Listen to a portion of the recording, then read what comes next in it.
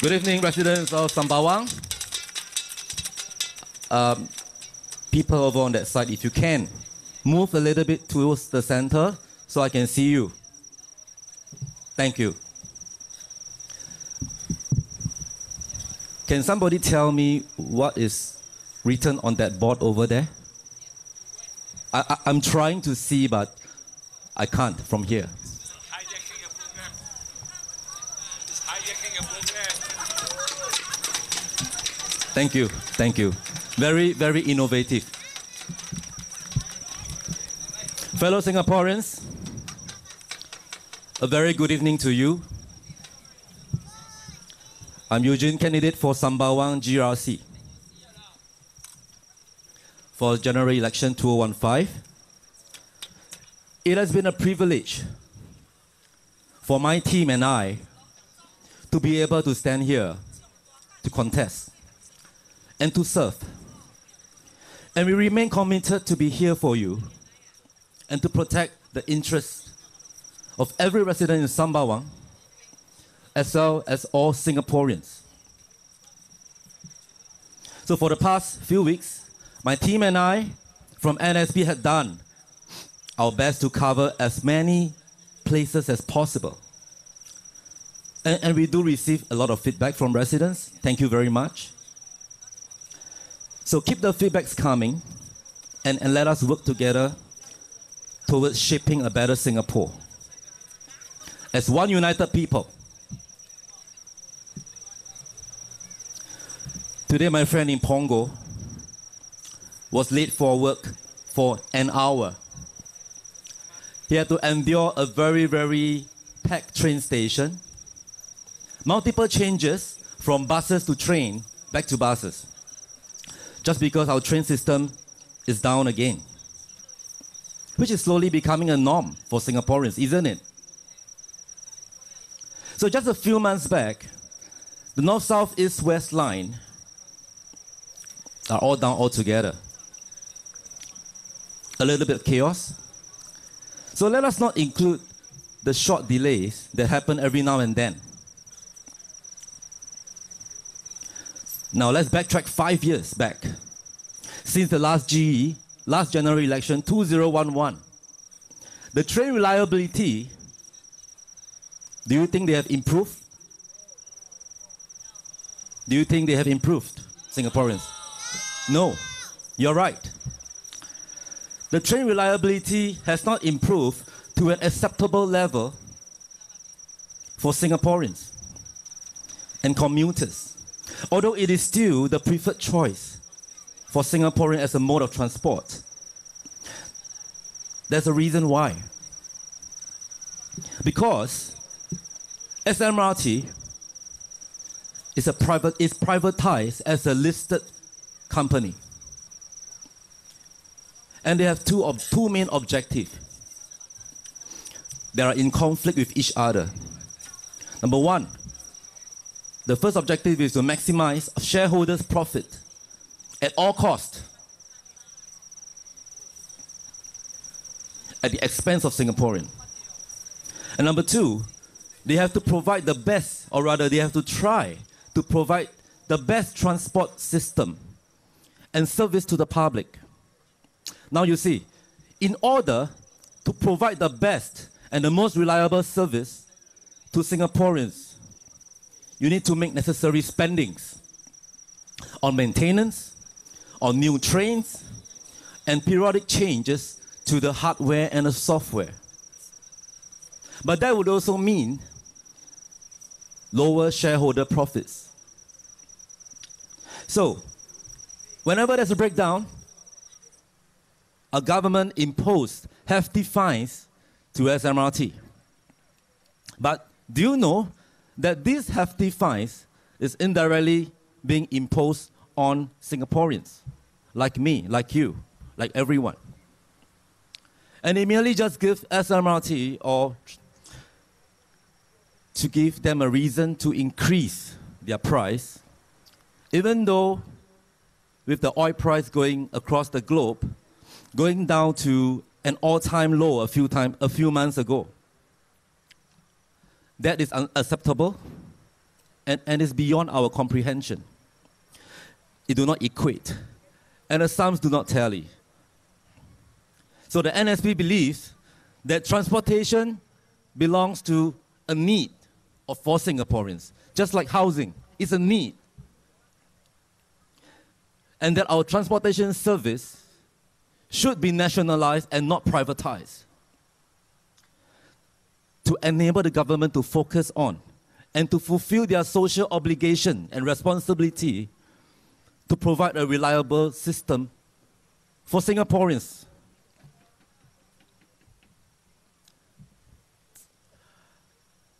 Town council service is a public service.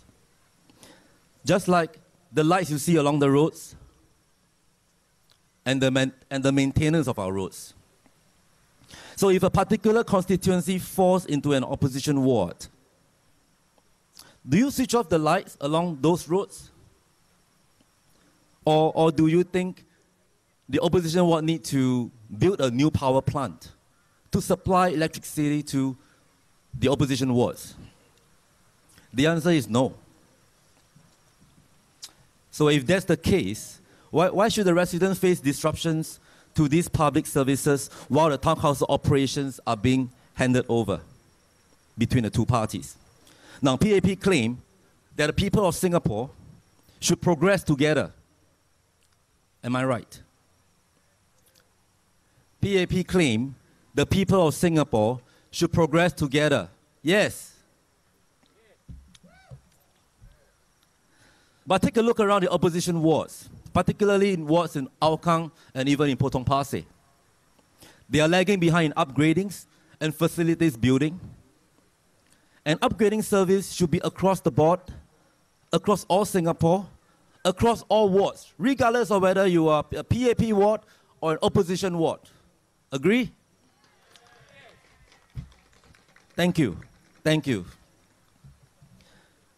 The statement from the ruling party to suggest that PAP wards having the entitlement and rights to upgradings first is therefore flawed. It is wrong. And this suggestion is deemed to be below par, unbecoming of a government which claim that they are doing all their best for its people. So every Singaporean, regardless of whichever constituency you are in, should be treated evenly.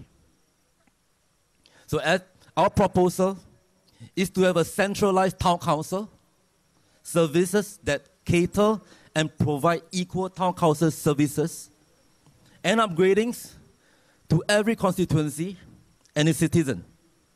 And this should be managed by HDB and MND, not by the MPs.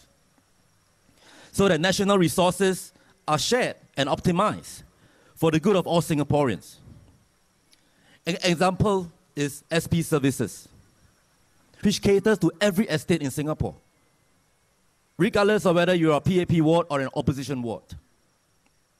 So this is how we, as Singaporeans, can progress together as a nation. After all, these are taxpayers' money that the government is using. And the young adults in the opposition wards needs to serve NS. They need to pay taxes. Can they pay lesser taxes just because this is not fulfilled? Can they don't serve NS at all? They can't.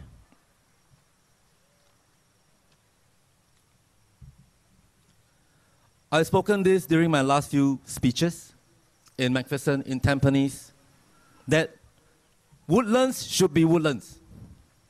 Sembawang should be Sembawang. And we cannot have Serangoon being part of Marine Parade. They are 15 kilometers away, for God's sake. So, electoral boundaries should be drawn in a way that residents can associate with their geographical position and location. It should be permanent, so as not to create confusion on the ground. Drawing part of Yishun and part of Woodlands into Sembawang GRC adds to unnecessary and additional cost. And this cost will be paid using whose money? Our money, not theirs. Now, Singaporeans that we have spoken to are concerned about the 6.9 million population white paper, the policy, the influx of foreign talents. I mean, how can we not be concerned? It's like a fish tank. You have 20 fishes, it's supposed to house 20 fishes. You have 30 fishes now. What will happen to the fishes? The fishes will die eventually. Overcrowding. To help you to understand a little bit better on overcrowding and the effects of it, try drinking water 24 hours a day and hold your bladder, don't go to the toilet. You'll be very bloated. So this policy has been hurting Singaporeans, and the floodgates have been opened for foreign talents to come into Singapore in masses at cheaper costs, displacing Singaporeans of their livelihood. So it is a domino effect. It starts from the top because of a new policy that's been implemented. It spirals down, impacting us in a magnitude that we could never ever had imagined.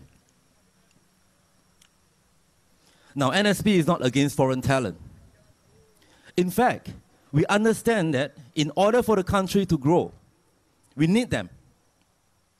However, this has to be done at a pace that our infrastructure can withstand, and at a sustainable level gradually.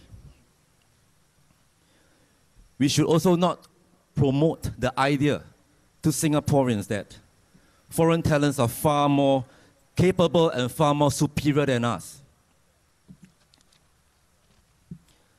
Singapore has one of the best universities and education system in the world. We boast of it.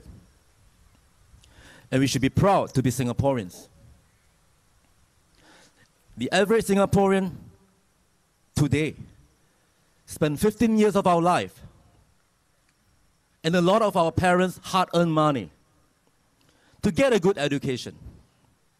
And the Singaporeans of today that I have met, and I know personally, they are capable people. They are as bright, as hardworking, as equally resourceful, and we are comparable in terms of intelligence and quality, as well as efficiency, as compared to our foreign talents that we have today in our midst. So Singapore should put Singaporeans as a priority, and Singaporeans' needs should be addressed and taken care of first instead of foreigners.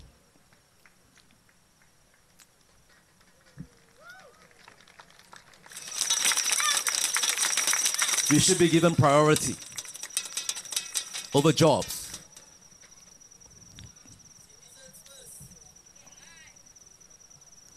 And for the record, we welcome foreigners into Singapore. But the concept of placing the interests of Singaporeans as top priority should be embraced by the very people who claims to be doing it everything right for the benefits of every Singaporean. And that's our ruling party. They must do better. And they must change their mindset. We are also of the idea that being an MP should be a full-time job so that the respective MPs can serve the residents' needs and concerns wholeheartedly and at all times. Issues that affect the resident, such as jobs, housing, healthcare, retirement, can be addressed faster and more efficiently. Some among GRC candidates will all be full-time MPs, if ever elected. That's our promise to you.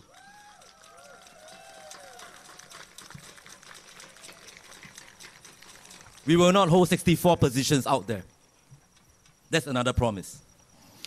Now, the ruling party can choose to refuse to hear our cries, and they can choose to close their minds to the hardship that a lot of Singaporeans are facing now, along with sufferings that they have not touched them on a personal capacity. They can refuse to listen, and they can refuse to act. But I assure you, ladies and gentlemen, that when we are going to achieve together, and what we are going to achieve together here today during this general election 2015, and if we succeed, we'll benefit many generations to come. And I promise you, I will not ever ask you to go to JB when you're old.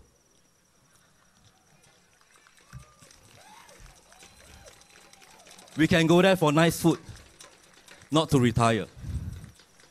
Now, the NSP team contesting in Sembawang GRC for this general election 2015 will choose to step up, take responsibility, accept criticism, improve ourselves, and do better.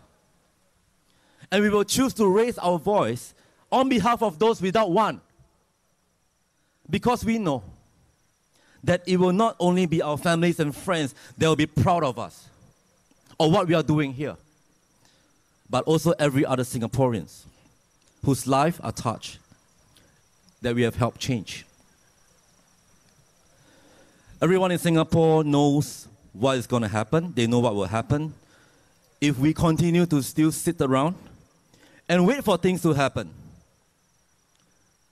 It's already been 50 years.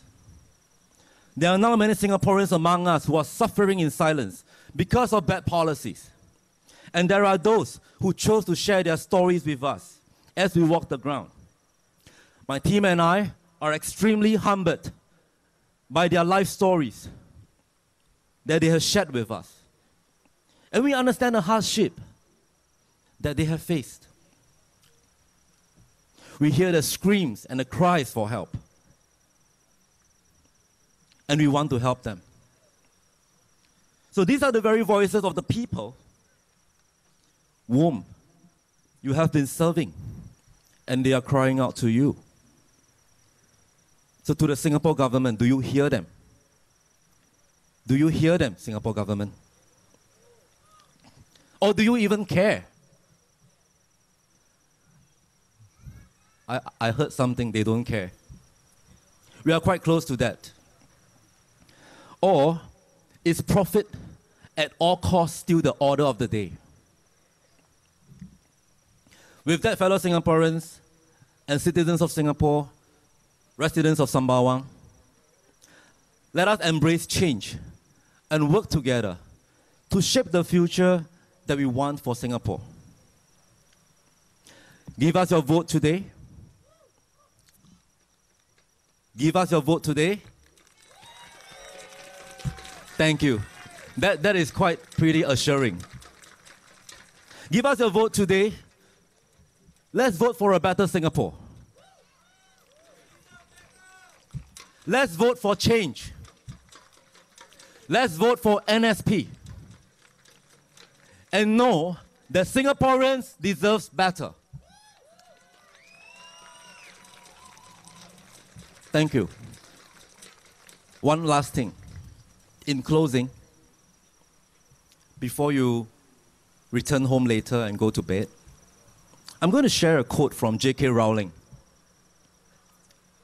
author of Harry Potter. She's a good woman. I'm going to share it with you. Think about it, what I've said. As is a tale, and so is life. Not how long it is, but how good it is. That's what truly matters. Thank you.